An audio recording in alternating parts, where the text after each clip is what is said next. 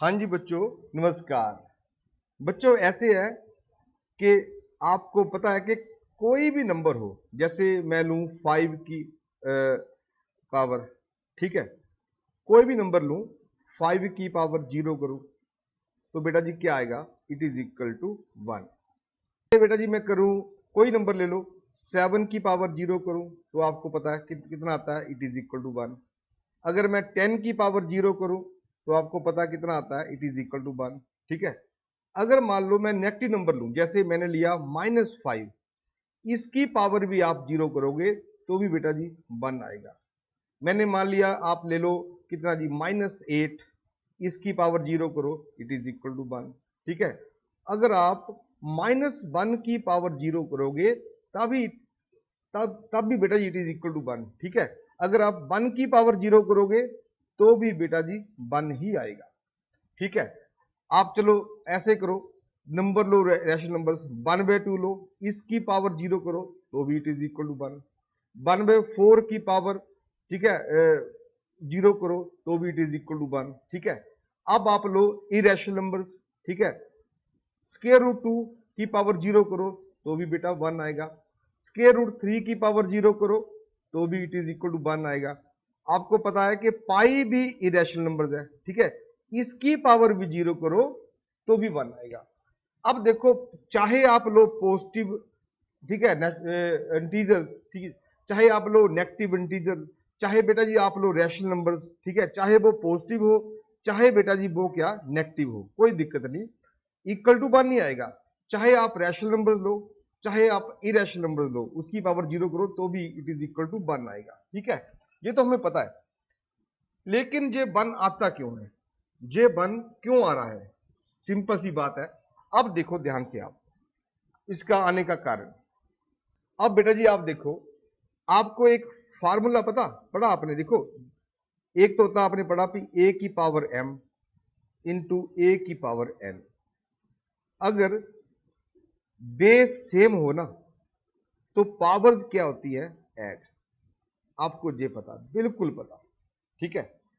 एक फार्मूला ये भी है, ए की पावर m ओवर ए की पावर n।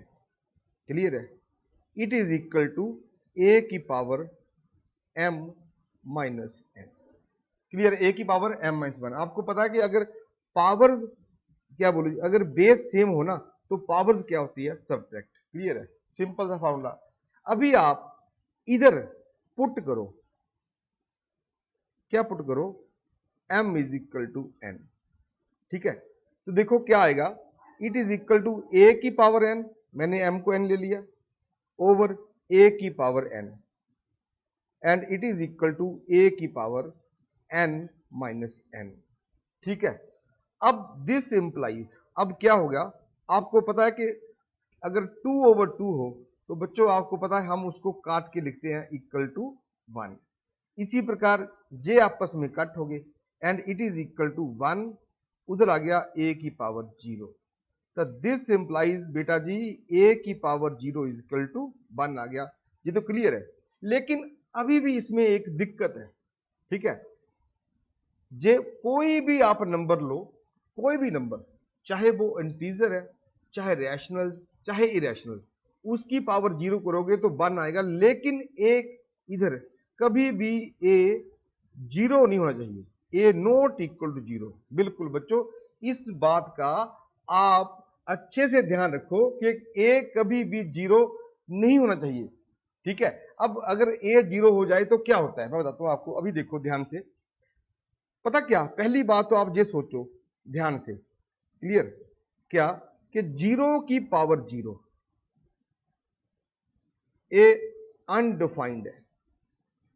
पहली बात, अनडिफाइंड से कहते हैं हम indeterminate form, indeterminate determinant form है। क्लियर बेटा? बिल्कुल।